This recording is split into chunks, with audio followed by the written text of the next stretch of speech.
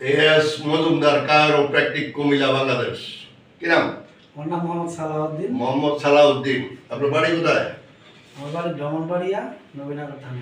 নবীনগর তো আমার অনেক রুগী রে ভাই, তারপর আপনার খবর পান না কেন? আমি বর্তমানে কুমিল্লা কোতোয়ালি থানায়। আচ্ছা, যাই হোক, আপনি ওটা বলেন বা বলেন, দরকার নাই। উনি আক্রান্ত হয় PLID-তে। ওনার রিপোর্ট হইল C34, C56, C45, তিনটা, এখানে তিনটা সমস্যা।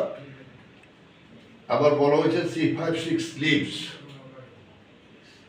6 নম্বর ডিস্কটা সরে গেছে, সরে যাইয়া হাড়ের রোগে চাপ দিছে।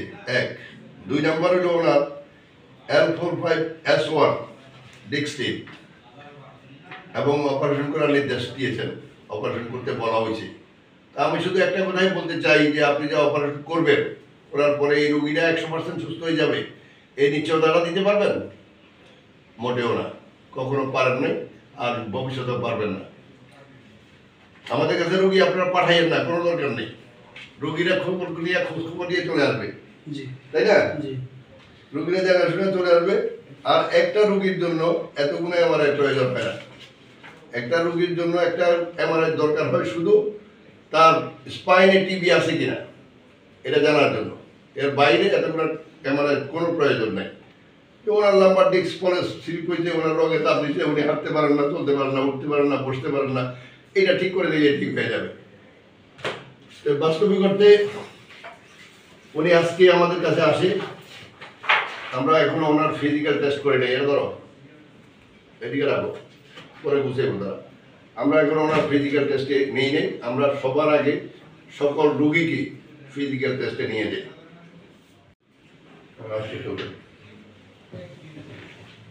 আমরা কেনর মধ্যে থাকি, যে ডিস্ক কলাপস হইল কেন, ডিস্কটা সরে গেল কেন, রোগের সাপটা দিল পাই কেন। হ্যাঁ, আরো পিছনে সাথে যাবে,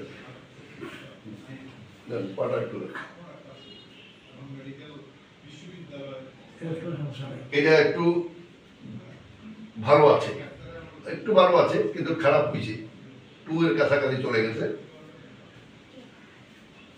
এটা একেবারেই চলে না, এটা একেবারেই চলে না।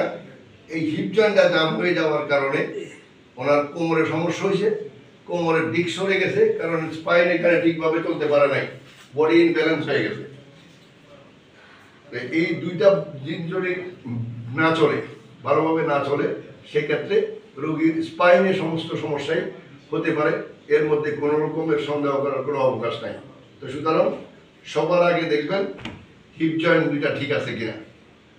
লেভেল 3 পর্যন্ত আপনারা ধরতে পারবেন না, এটা আমি জানি, কিন্তু তারপরেও একটা এখানে একটা এক্সরে MRI করলে সমস্যা কোথায়, এতগুলো করলেন, একটা সিটি স্ক্যান এখানে করলে কি হয়, যে হাতটা ক্ষয়ে যেতেছে নি, এই বিষয়টা একটা MRI করলে বা সিটি স্ক্যান একটা করলে কি অসুবিধা হতো, রোগী নাইলে আরো 3000-5000 টাকা বেশি লাগতো। আচ্ছা, ঠিক আছে, আমরা আমার চিকিৎসা শুরু করবো একটু পর।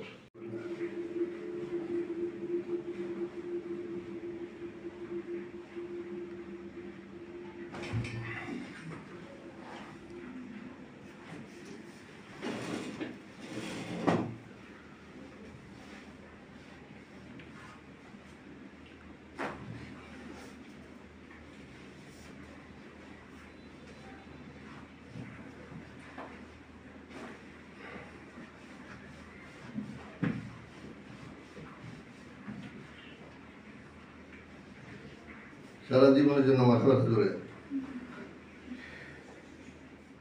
হ্যাঁ বসেন, একেবারে বসেন। হ্যাঁ,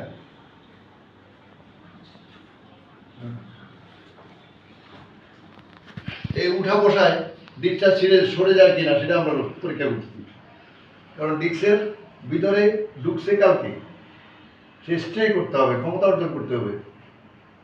সে যদি ক্ষমতা অর্জন করতে না পারে আবার ছেড়ে দিবে। এখন আমরা আজকে সাহস পাইছি ওনাকে এইভাবে বসানোর সাহসটা, মানে ডিস্কটা অনেকটা পুষ্ট হয়েছে এই 24 ঘন্টায়।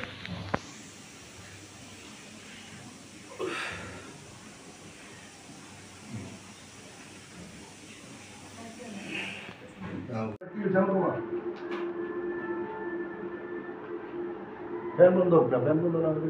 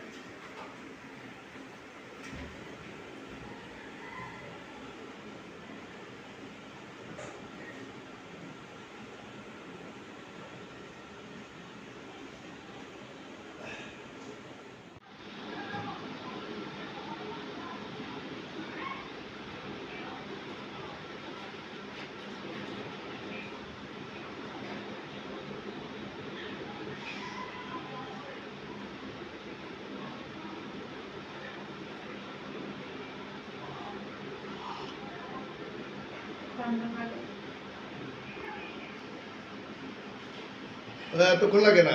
আরে নইতে পারবে না কেন? আরে নিষেধ আমরা আমি ডাক্তার বলতেছে তুমি করবে না কেন? ধরুন ওটা সোজা কোমর সোজা করো না, ছেড়া দিলে এখানে ছেড়া দিবে। হ্যাঁ দেন পড়ো, ওটা বাম দিকে ওটা বাবাতে তোলেন, তোলেন সোজা কোমর সোজা, উঠে বাড়ি জিনিস উঠেই কোমর সোজা। এই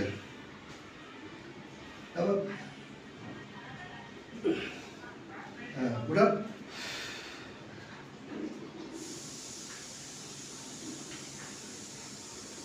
যে বলছে সে একটা গাদা, আমরা তো গাদা না। জোর করে না, জোর করার দরকার নেই, উনি পারতেছে। হ্যাঁ দাও, হ্যাঁ লাগবে না, রাখেন।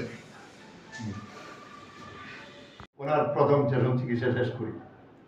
প্রথম দিনে আমরা প্রায় 3 ঘন্টা 3.5 ঘন্টা আমরা চিকিৎসা শেষ করি। উনি PLID আক্রান্ত, L45S1 কিনা বলেন C56 C4 C3 এই সব কিছু মিলাইয়া উনিকে দাঁড়ানোর অবস্থায় 1 মিনিট দাঁড়ানো বা 2 মিনিট দাঁড়ানোর অবস্থায় নিয়ে আসছি নাকি? জি।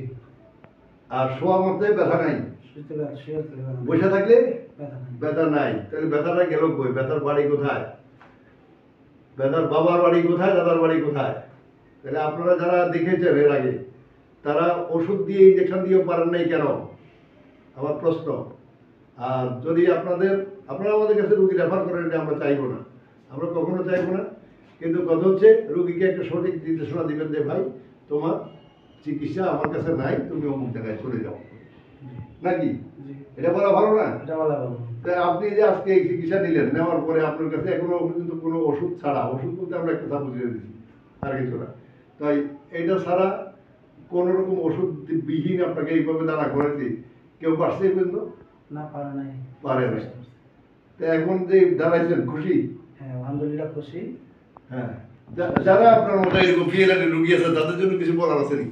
হ্যাঁ তাদের জন্য বলার আছে, তারা ডাক্তারের কাছে দিক সেদিক দৌড়াদৌড়ি না করে, অপারেশন না করে, যাতে এই কাইরোপ্র্যাকটিক চিকিৎসাটা গ্রহণ করে, এবং আস্থার সাথে গ্রহণ করলে আমার বিশ্বাস যে ভালো হয়ে যাবে। আচ্ছা, আমি মোটামুটি আজকে এই পর্যন্ত ভালো আছি। আচ্ছা, বাকি পরে